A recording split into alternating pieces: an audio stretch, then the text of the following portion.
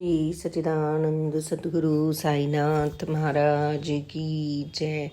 साईं शक्ति भक्त मंडल में आगे की कथा। बाबा के भक्त परिवार में बहुत से मुसलमान भी थे। वे सभी बाबा को अपना परम हितैषी मानते थे और उनमें अपना रहनुमा रहबर की झलक देखते थे और उनके सानिध्य से लाभान्वित भी होते थे। बाबा ने कभी अपने हिंदू मुस्लिम भक्तों के बीच भेदभाव नहीं किया, बल्कि उन्हें अपनी संतान के रूप में देखा। दोनों धर्मों के अनुयायी बाबा के संग मिलजुल कर शांति सद्भाव से रहते थे।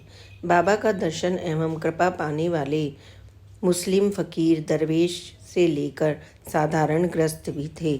मालेगांव में फकीर पीर मोहम्मद तो प्राय बाबा से मिलने शिरडी आते ही रहते थे।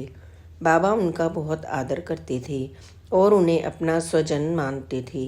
पीर साहिब मस्जिद में आकर बाबा के संग बैठकर चिलम पीते और परमार्थ चर्चा भी करते थे।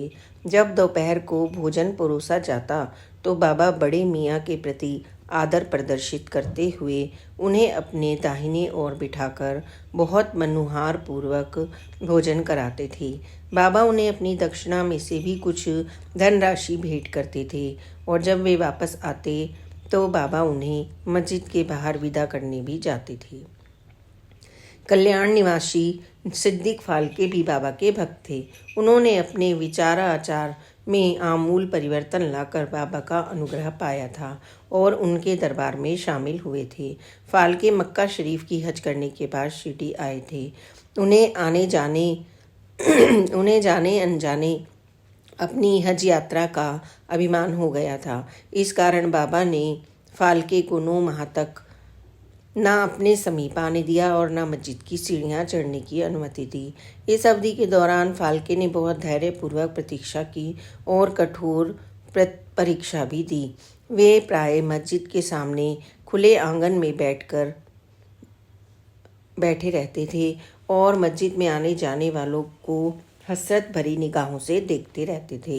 बाद में शामा ने बाबा और फाल्के के बीच मध्यस्थ बनकर उन्हें मस्जिद में प्रवेश की आज्ञा दिलवाई। बाबा ने पहले फाल्के के प्रति क्रोध प्रकट कर उनके अहंकार को नष्ट किया और बाद में उन पर इतना प्रेम बरसाया कि उन्हें अपने समीप बैठाकर भोजन भी कराने लगे।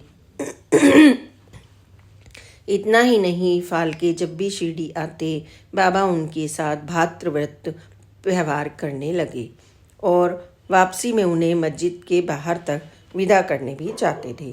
पेशावर के पठान अब्दुल जान भी बाबा के भक्त थे। उन्होंने किशोरावस्था में ही अपना घर छोड़ दिया था और महीनों तक इधर उधर भटकते रहे थे।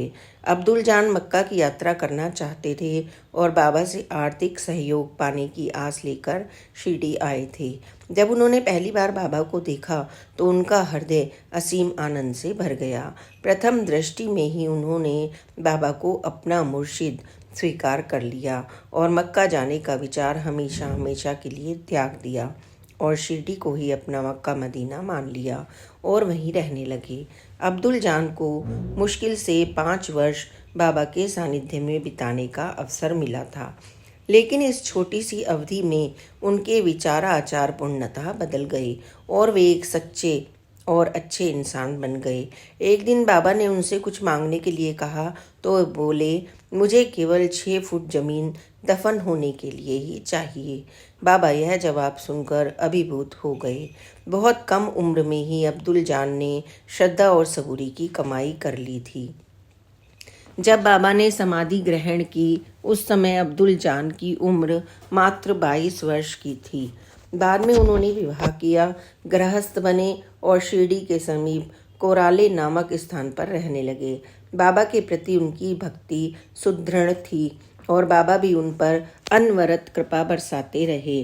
अब्दुल नाम राशि के एक और भक्त भी बाबा को प्रिय थे।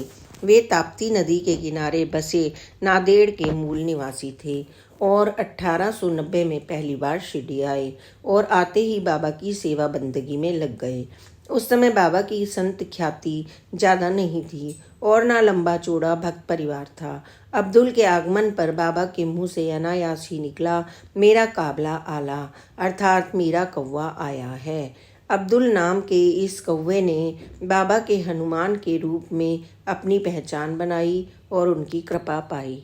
बाबा ने पहले अब्दुल को लेंडी बाग, मस्जिद और चावड़ी के दियों में तेल भरने का कार्य सौंपा और बाद में मस्जिद की साफ सफाई का कार्य भी मेहनत और लगन से वे करने लगा।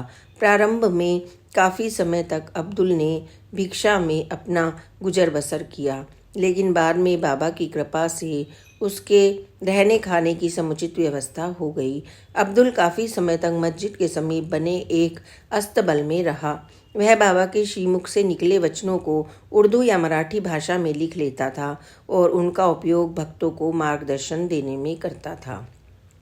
बाबा ने अब्दुल को यौगिक जीवन जीने का परामर्श दिया और संयमित जीवन के सूत्र प्रदान किए। अब्दुल निष्काम भाव से लगभग 30 वर्षों तक बाबा की सेवा बंदगी में सक्रिय रहा और बाद में चावड़ी के सामने ही अपनी कुटिया बनाकर रहने लगा। बाबा की देह त्याग के बरसों बाद भी बाबा की समाधि की देख रेख और पहरेदारी का कार्य भक्ति भाव से अपना दायित्व समझकर करता रहा। बाबा की शरण में आने के बाद जिन मुस्लिम धर्मावलंबियों ने आध्यात्मिक उन्नति की, उनमें बीजापुर के छोटा खानता गांव के शेख अब्दुल्ला और भोपाल के वारहाद निवासी अनवर खान के नाम भी प्रमुखता से लिए जाते हैं। इसके अतिरिक्त थाना निवासी अब्दुल रहीम रंगारी, औरंगाबाद के इमाम भाई छोटे खान, बांद्रा के आदम दलाली और राजा बाली मोहम्मद जैसे गृहस्थ भक्तों ने भी बाबा के सानिध्य का भरपूर लाभ उठाया और उनकी कृपा प्राप्त की। बाबा के भक्त मंडल में पुरुषों के साथ महिलाएं भी थीं और वे सभी बाबा के प्रति अगाध श्रद्धा से भरी थी। सामान्य मनुष्य की भांति संत महापुरुषों को भी संसारवास के दौरान ममता की छांव चाहिए होती है। बाबा भी इसके अपवाद नहीं थे। बाबा का सानिध्य लाभ पाने वाली महिलाएं भक्तमती तो थी ही, साथ ही सहृदय और मातृ रूपा भी थीं। बाबा उन महिलाओं को आई, बाई या माई कहते थे और अधिकार पूर्वक उनके आगे रोटी के लिए हाथ फैलाते थे।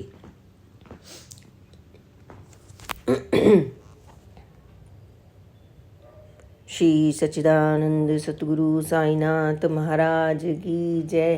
Please like, subscribe and share this channel. Om Sai Ram, जय साई राम, ओम साई राम।